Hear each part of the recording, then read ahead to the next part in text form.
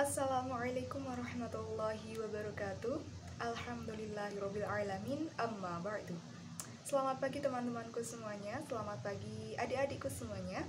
Bagaimana kabar teman-temanku pagi ini? Alhamdulillah dalam keadaan sehat walafiat ya. Alhamdulillah kita selalu dalam lindungan Allah Subhanahu wa taala. Dan syukur alhamdulillahnya lagi kita dipertemukan kembali dalam mata pelajaran Pendidikan Agama Islam dan Budi Pekerti. Baik, sebelum kita mulai pembelajaran kali ini, silakan teman-teman bisa absen terlebih dahulu di Google Classroom. Nah, sambil menunggu teman-teman absen, saya memiliki satu kata motivasi atau makalah dari Imam Asy-Syafi'i yang berbunyi Dzatil fati wallahi bil ilmi wa taqwa. Nah, di sini ayo siapa yang bisa menerjemahkan atau bahkan mengetahui makna dari Dzatil fati wallahi bil ilmi wa taqwa? Silakan. Ya, benar sekali. Jadi, Dzatil fati wallahi bil ilmi wa taqwa yang berarti adalah eksistensi seorang pemuda yaitu dengan keilmuan dan ketakwaan. Silakan bagi yang tadi sudah menjawab bisa membubuhkan nama dan juga nomor absen. Karena siapapun yang aktif dalam pembelajaran pagi ini akan mendapatkan nilai tambahan nanti yang akan saya tambahkan di nilai rapot. Seperti itu ya. Baik, karena saya tadi sudah menyinggung tentang eksistensi seorang pemuda adalah dengan ilmu dan ketakwaan. Jadi seorang pemuda atau bisa dikatakan seorang muslim untuk bisa eksis di hadapan Allah untuk meraih keridhoannya itu ada dua jalur. Yang pertama adalah dari jalur kebaikan yaitu dengan ilmu dan ketakwaan. Sedangkan yang jalur yang kedua adalah dengan melanggar atau dengan kemaksiatan. Seperti apa contohnya? Silakan. Ya, bisa. Ya, seperti materi yang akan kita bahas kali ini tentang pergaulan bebas dan perbuatan zina. Baik, kita langsung masuk ke materi ya teman-temanku semuanya, tentang larangan pergaulan bebas dan perbuatan zina. Nah, sebelum kita masuk ke materi, saya ingin bertanya, nah, dari teman-temanku semuanya, kira-kira ini gambar apa ini? Silahkan, siapa yang ingin mendeskripsikan dari gambar tersebut? Tetap ada poin tambahannya yang sudah saya katakan di awal tadi. Ya, benar sekali. Ini adalah seorang siswi yang tengah buncit perutnya. Yang tengah buncit ya perutnya. Nah, ini yang menjadi tanda tanya. Buncit karena apa? Apakah karena cacingan? Atau karena apa? Jelas, secara postur tubuhnya ini bukan buncit karena cacingan, tapi karena hamil. Nah, kok bisa? Kok bisa hamil padahal mereka masih menggunakan seragam SMA, SMP atau bahkan SD. Tapi kenapa kok bisa hamil? Iya, benar sekali. Mereka bisa hamil itu karena salah satunya adalah dari pergaulan bebas yang berujung ke perbuatan zina. Dan ada banyak sekali faktor seperti pelecehan seksual dan sebagainya. Namun ketika kita kaitkan dengan materi kita pada pagi hari ini adalah seorang siswi yang tengah hamil. Dan ini merupakan dampak dari pergaulan bebas dan perbuatan zina. Baik, sebelum kita lanjut ke slide selanjutnya, silahkan dari teman-teman, saya ingin bertanya. Dari teman-teman semuanya, apa yang teman-teman ketahui tentang pergaulan bebas dan juga perbuatan zina? Siapa yang mengetahui bisa menulis nama dan juga nomor absen, nanti bisa di kolom komentar. Baik, terima kasih. Kita akan mendeskripsikan bersama apa arti dari pergaulan bebas dan juga zina. Nah, secara teoritis, pengertian pergaulan bebas adalah jalinan pertemanan dalam kehidupan bermasyarakat yang bersifat lepas atau tidak terikat. Jadi yang dimaksud dengan pergaulan bebas adalah ya, pertemanan yang bisa dikatakan atau secara singkatnya adalah sebuah jalinan pertemanan yang melanggar dari norma masyarakat dan juga norma agama, atau dalam istilah keagamaannya kita sering menyebutnya dengan kata ikhtilat atau perbauran yang bebas antara laki-laki dan perempuan. Seperti itu. Nah, dari sini apakah ada pertanyaan teman-temanku?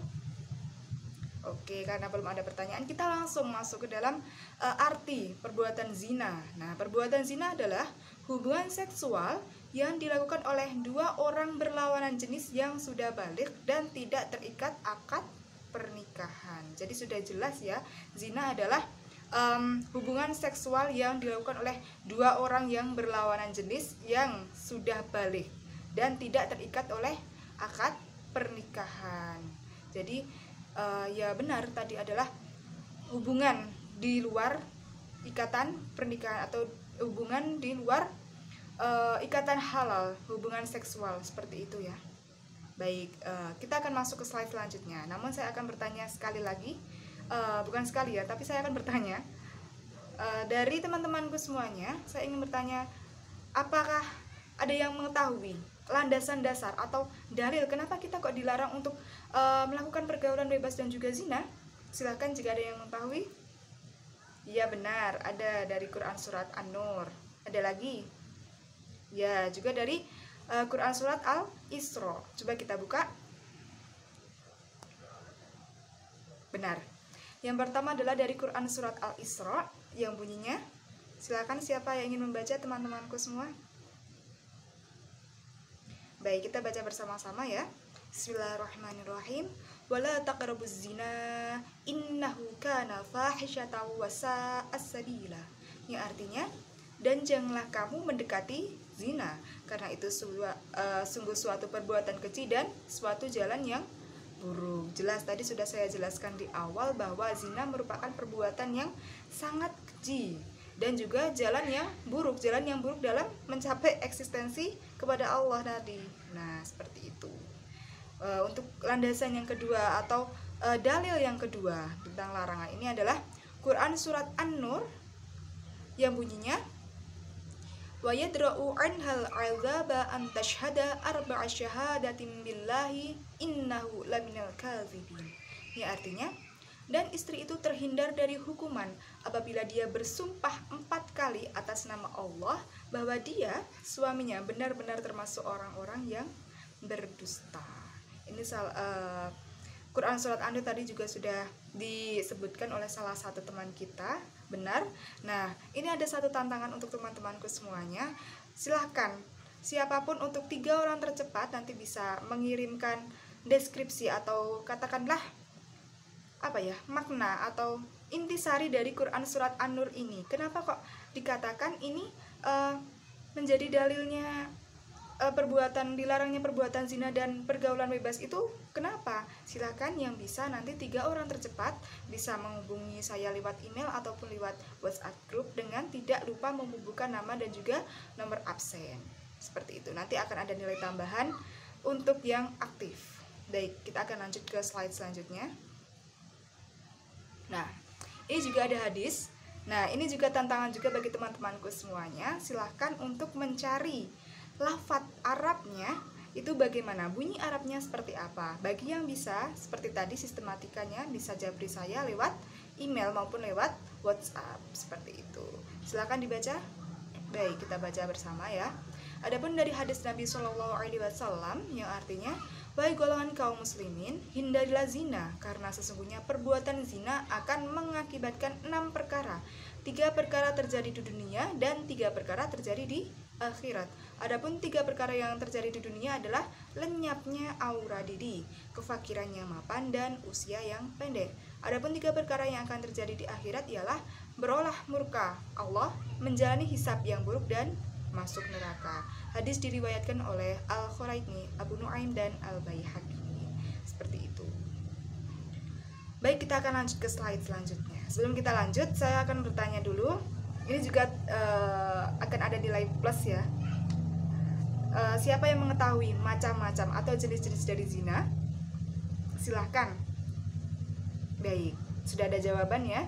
Apakah benar? Mari kita buka bersama. Nah, jadi secara umum zina itu terbagi atas 2 jenis, yaitu zina muhson dan zina ghairu muhson. Zina muhson yang bagaimana, Kak? Nah, zina muhson yaitu zina yang dilakukan oleh orang yang sudah pernah menikah, baik itu masih dalam status perkawinannya atau sudah menjadi duda maupun janda. Nah, tindakan ini sering kita katakan atau sering kita sebut sebagai selingkuh atau perselingkuhan seperti itu. Jadi zina muhsan adalah zina yang dilakukan oleh orang yang pernah menikah, baik statusnya itu masih menjadi istri ataupun suami orang, maupun sudah menjadi janda maupun menjadi duda seperti itu. Nah, yang kedua adalah zina ghairu muhsan. Nah, siapa yang ingin menjelaskan?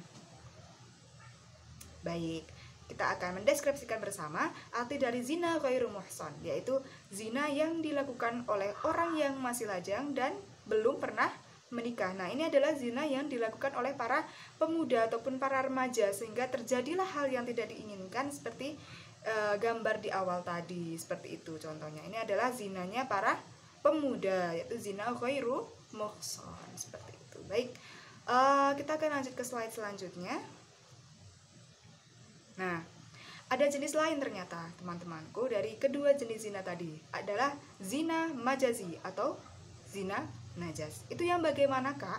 Nah, jadi zina majazi atau secara majaz yaitu zina hati, zina mata, zina tangan, zina mulut, dan zina yang semacam seperti itu. Jadi bisa dikatakan ini adalah zina yang lebih mengaitkan ke organ tubuh secara personal atau sendiri-sendiri seperti itu ya teman-temanku.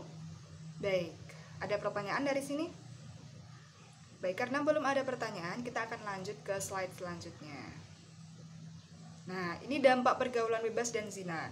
Ini tadi referensinya itu adalah dari hadis yang tadi saya bacakan tentang dampak ketika seseorang melakukan pergaulan bebas dan berujung ke zina, itu akan mengakibatkan 3 dampak yang akan diturunkan di dunia dan 3 diturunkan di akhirat. Salah satunya seperti tadi ya, itu seperti itu. Jadi kita akan baca bersama. Ada hilangnya keelokan, kemudian miskin berkepanjangan, pendek umur, masa depan hancur, mempermalukan diri, keluarga, dan juga agama. Jadi yang dimaksud dengan hilangnya keelokan itu adalah dicabut raut atau dicabut aura kesolihan dari wajah seorang muslim tadi apabila pelaku dari zina itu adalah seorang muslim. Jadi akan dicabut raut kesolehannya seperti itu. Kemudian miskin berkepanjangan atau bisa dikatakan bukan hanya miskin secara harta ya, tapi fakir yang segalanya, fakir ilmu, fakir harta, fakir dan lain-lain itu akan mapan atau berkepanjangan atau dalam jangka waktu yang panjang. Kemudian pendek umurnya menjadi memperpendek karena zina itu merupakan hal yang sangat dimurkai oleh Allah. Jadi akan berimbas ke di dunia, atau seperti kita katakan bahwasanya ketika seseorang itu ketahuan melakukan zina, maka hukuman rajam yang